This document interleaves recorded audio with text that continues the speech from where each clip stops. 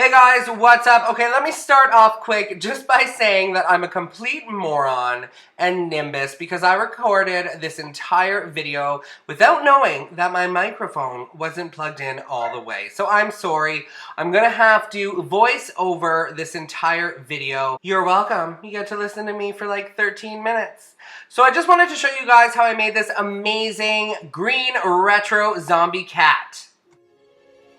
As you can see here, I'm doing my intro, welcome to epicconfections. Smash that subscribe button if you're new here, blah, blah, blah, blah, blah. I then wanted to hold Tigra up because I wanted to kind of explain why I decided to make the green zombie cat. James and I were at Walmart and we saw one of those cat skeletons and he said, "Oh my god, that looks like Tigra."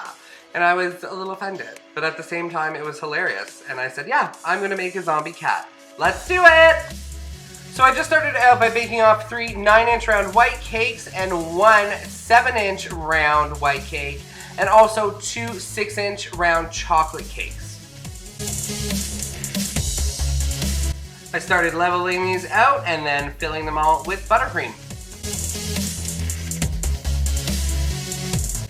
And then I stacked these guys all up. Oh, and I stopped for a quick coffee break. Look at that. It's exhausting stacking cake.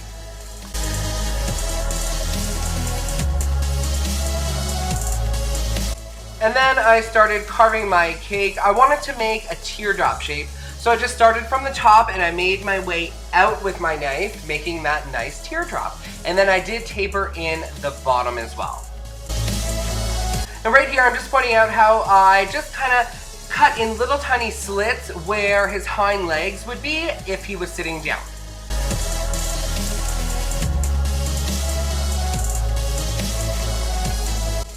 And then I gave this kitty a nice little crumb coat.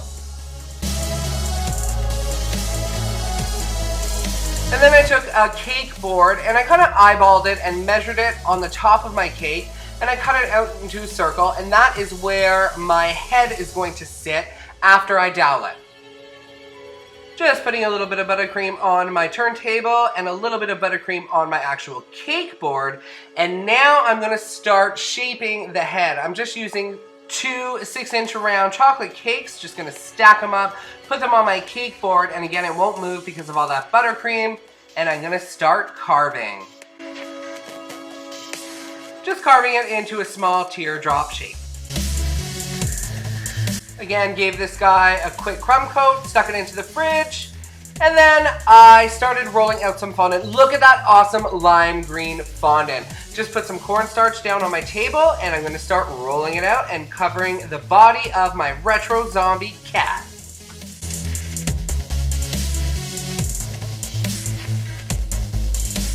Just rolling that fondant onto my rolling pin and gingerly putting it all the way over my body. And working quickly, I am trying to secure that fondant down so that it doesn't tear. And I'm just taking out all the pleats and trying to get it as smooth as possible.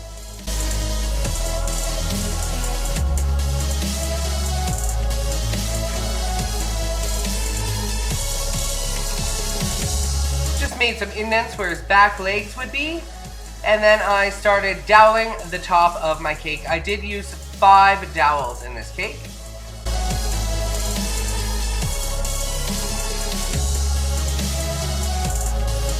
And then I started rolling out some more of that awesome green fondant for the head. And there you go. I just stuck it right on the head.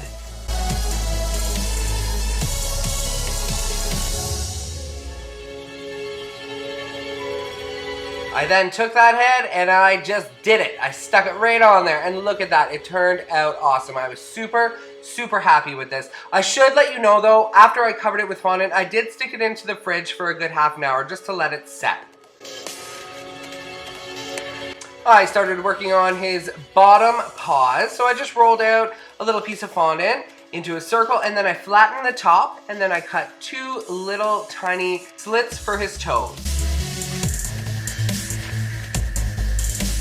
I then started working on his paws, so I just rolled out a long cylinder of that green fondant, and I did the exact same thing. Kind of made the bottom of the paw a little flat, and then cut 2 slits for his toes. Just like that. Look at those paws. They're so cute.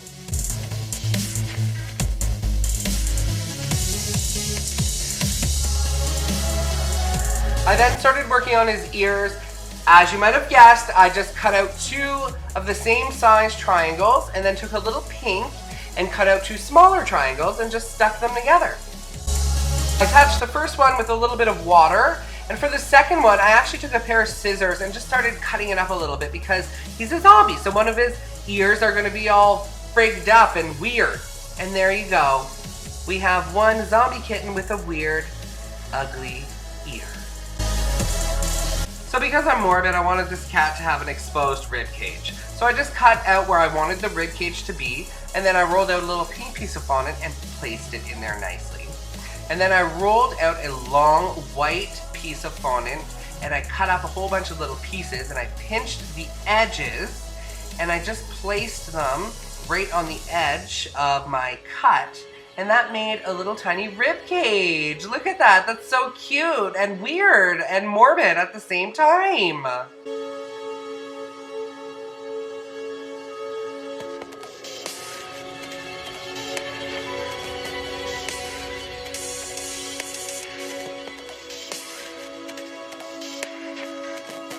So of course I had to take it one step further, and I wanted this kitten, this poor kitten, to have an exposed bone on its paw. So I literally just took a chunk out of his paw, rolled out a small cylinder, scored it, and then put it back in between the gap of the paw, and there we have it.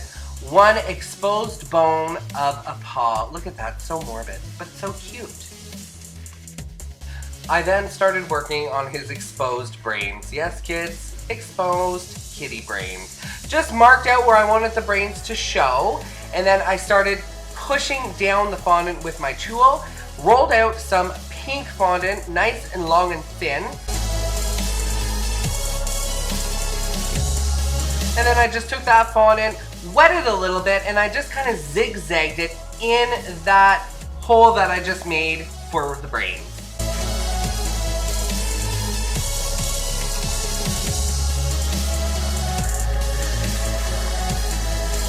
For his eyeball, yes, just one eyeball, I rolled out some black fondant and just used the back of a piping tip, a large piping tip, and that made a perfectly round circle, so I just stuck him on with some water. And then the other eye, I wanted it to be an X, so I literally just made a nice line with the black fondant and just split it in 2 and overlapped it to make an X.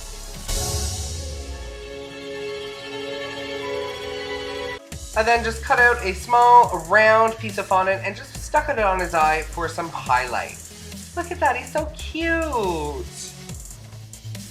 And then I started working on his mouth situation. So I literally rolled out 2 small balls and just stuck it right on his face, and that kind of makes his little mouth where the whiskers are going to be sticking out of.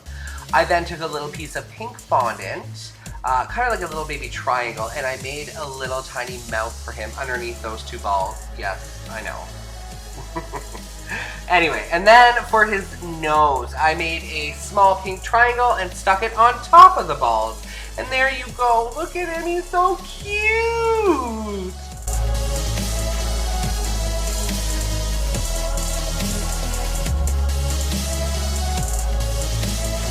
For his tail, just rolled out a long piece of that green fondant. I cut off the end of his tail because I wanted the end of it to look like exposed bone. So I literally just put a little piece of white fondant and scored it the same way I did for the paw to make it look like bone. And I stuck the entire tail on him.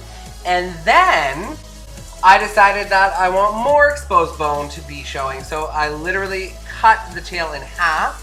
And I did the exact same thing with that white fondant, just rolled a little piece out, scored it to make it look like bone, and filled in that gap for the tail. And there we have it. We have one gross exposed tail, exposed bone tail. I don't know, but I love it. Here I'm just adding some fishing wire for some whiskers. You can't see it on camera, but it does look really cool in person. Please take them off before eating the cake.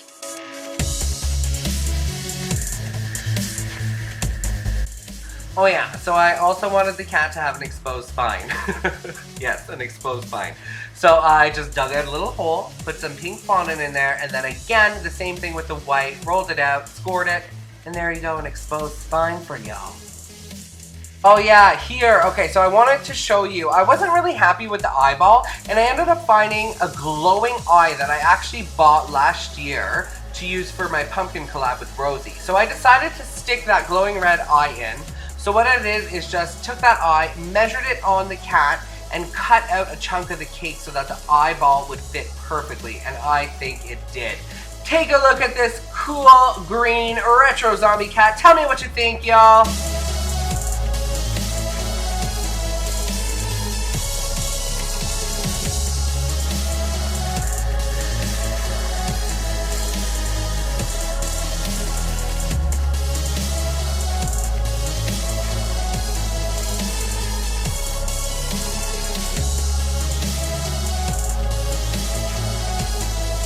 Definitely leave a comment below and a thumbs up if you love this kitty. Well, here it is, guys. Here is the awesome green retro zombie cat. Thank you so much for watching. Again, I apologize about the mic situation. I know, so amateur, right?